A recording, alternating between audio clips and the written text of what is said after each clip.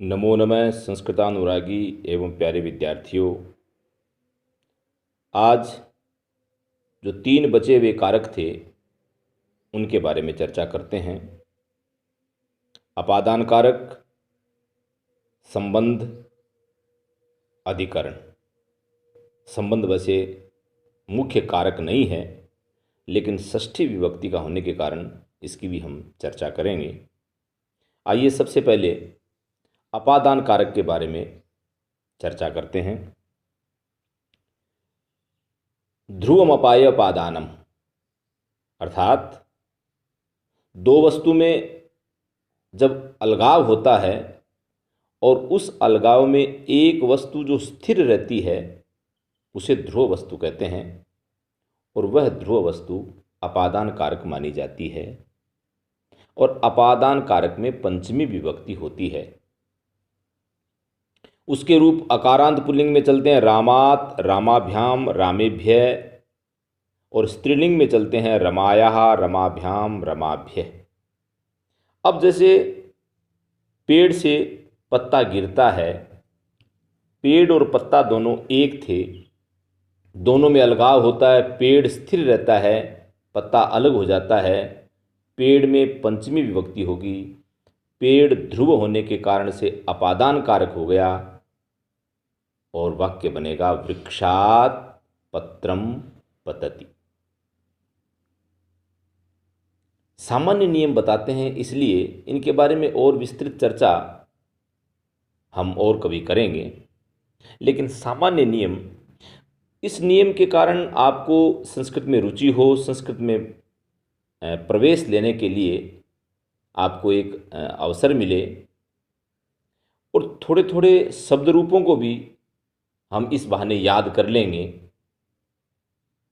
अस्मत् शब्द है, युष्मत् शब्द है, अकारांत पुल्लिंग है, आकारांत स्त्रीलिंग है, नपुंसकलिंग शब्द है।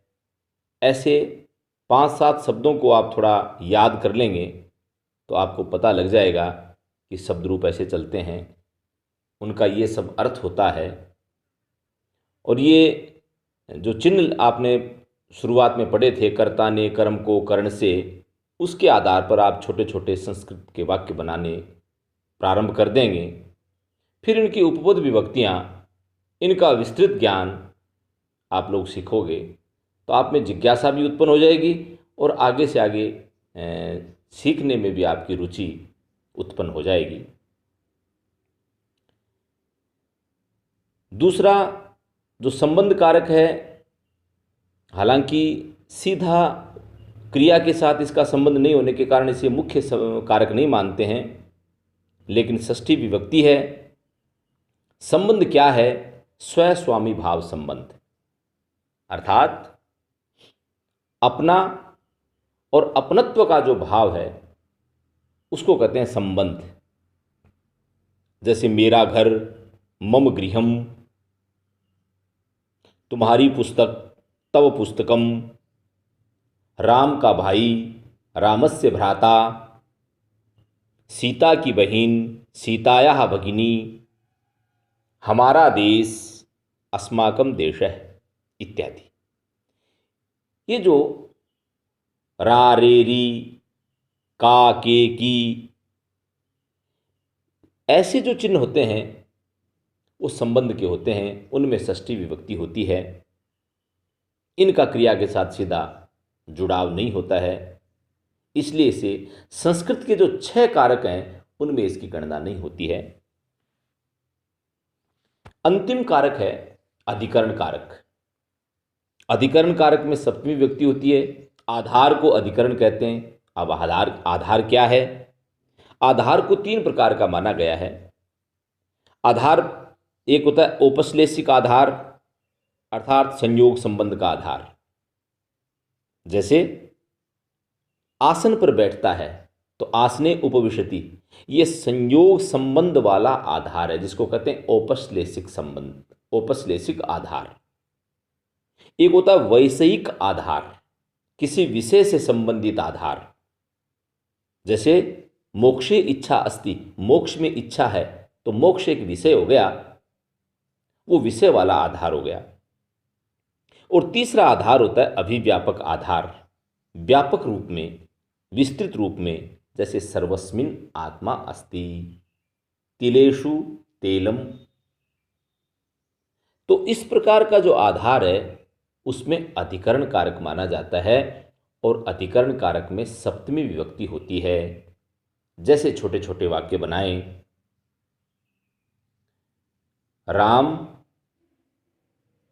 कक्षा में बैठता है, तो राम है कक्षायाम उपविशति। मोहन पेड़ पर चढ़ता है, तो मोहने वृक्षे आरोहति। तो ऐसे जो छोटे छोटे वाक्य हैं वो जब हम बनाना शुरू कर देंगे तो संस्कृत में रुचि उत्पन्न होगी, और संस्कृत का जो भाव है, संस्कृत का जो औचित्य है, वो भी आपके जीवन में आना प्रारंभ हो जाएगा। ये हुए कारक की सामान्य जानकारी।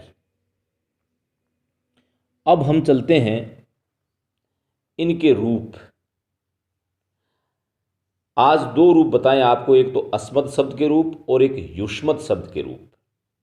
अस्मत् शब्द का अर्थ होता है मेरा, मेरी, मेरे से संबंधित, और युष्मत् शब्द का अर्थ होता है तुम्हारा, तुम्हारी, तुम्हारे से संबंधित। अहम, आवाम, वयम, मैं, हम दोनों, हम सब, माम, आवाम, अस्मान, मुझको, हम दोनों को, हम सबको, मया, आवाभ्याम, अस्माभिः, मेरे द्वारा, हम दोनों के द्वारा, हम सब के द्वारा, मह्यम, आवाभ्याम, अस्मभ्यम, मेरे लिए, हम दोनों के लिए, हम सब के लिए, मत, आवाभ्याम, अस्मत्, मेरे से, हम दोनों से, हम सब से, यह से अलग होने वाले अर्थ में है। मम आवयोः अस्माकं, मेरा, हम दोनों का, हम सबका, या मेरी, हम दोनों की, हमारी। मयि आवयो अस्मासु, मुझमें, हम दोनों में, हम सब में। ये तो है अस्मत् शब्द। ये दोनों लिंगों में एक जैसे ही चलता है, पुल्लिंग और स्त्रीलिंग में। अब आते हैं युष्मत् शब्द में। त्वम, युवाम, यूयम, तुमने, तुम दोनों ने, तुम सबने, या तुम दोनों, तुम सब कर्ता कारक है, और उसके हिसाब से आगे कर्म, करण, संप्रदान, अपादान इत्यादि कारकों का अर्थ यहाँ चलता रहेगा। त्वाम, युवाम, युष्मान, त्वया, युवाभ्याम, युष्माभि, तुभ्यम, युवाभ्याम, युष्मभ्यम, त्वत्, युवाभ्याम, युष्मत्, तव, युवयो, युष्माकम, त्वयि, युवयो, युष्मासु। ये तो गए अस्मत् और युष्मत् शब्द के रूप। और स्त्रीलिंग में, पुल्लिंग में जो सर्वनाम शब्द है तत्शब्द, जिसका अर्थ होता है वह या उसने, उसके रूप कैसे चलते हैं इसकी भी थोड़ी जानकारी कर लें। पुल्लिंग में तत्शब्द स, तौ, ते, तम, तौ, तान, तेन, ताभ्याम, तै, तस्मै, ताभ्याम, तेभ्य, तस्मात्, ताभ्याम, तेभ्य, तस्य, तयोः, तेषां, तस्मिन्, तयोः, तेषु। ये तत्शब्द पुल्लिंग, वह अर्थ वाला। तत्शब्द स्त्रीलिंग, वह अर्थ वाला। सा, ते, ता, ताम, ते, ता, तया, ताभ्याम, ताभि, तस्यै, ताभ्याम, ताभ्य, तस्याः, ताभ्याम, ताभ्य, तस्याः, तयोः, तासाम, तस्याम, तयोः, तासु। ये हो गया तत्शब्द स्त्रीलिंग। नपुंसकलिंग में तत्शब्द प्रथमा और द्वितीय विभक्ति में भिन्न भिन्न होता है, बाकी तृतीया से लेके सप्तमी तक पुल्लिंग के जो तत्शब्द के रूप होते हैं वैसे चलता है। वो कैसे चलेगा? तत्ते तानि, तत्ते तानि, अर्थात तत्पुस्तकम, ते पुस्तके, तानि पुस्तकानि। ऐसे इसके अर्थ, ऐसे इसके रूप, ऐसे इसके छोटे छोटे उदाहरण होते हैं।